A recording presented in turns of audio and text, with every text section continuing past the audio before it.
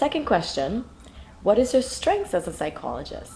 I think that's a really interesting question because sometimes what we're really good at does not necessarily always match our job, and we don't know it. So for example, one of my strengths I always thought of when I was younger was I'm very communicative, I love to talk.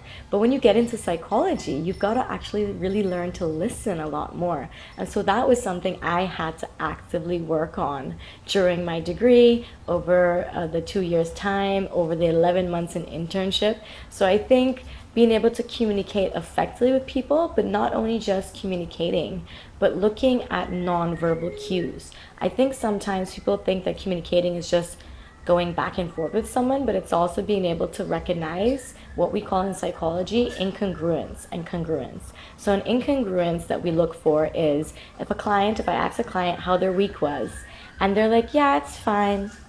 So your physical communication, your nonverbal cues is telling me that that statement is incongruent. So in psychology, that is something that I had to really pick up. So I read people a lot more now. So that's one strength I think I have developed because of being a psychologist. I think the other is my clients have told me, even when I was in internship and even before when I was in class, my classmates would tell me that I am really warm as a psychologist. So they feel very comfortable, they feel I'm very approachable. So that kind of warm and approachability you want as a psychologist. You don't want to be standoffish. You don't want your nonverbal cues to be telling your client, oh, like, why are we here? Why are we doing this? I thought we talked about this last week.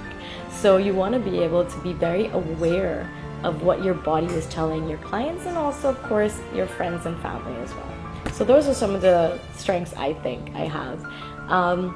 And I think just that the ability to understand and empathize with people, knowing that everyone has their issues from small to great, and in psychology, we don't treat smaller issues any less important or with priority. If that's your presenting issue and others deem it small, well, that doesn't matter. It's your presenting issues. So that's what we look for in psychology: empathy, warmth, approachability, and understanding communication skills.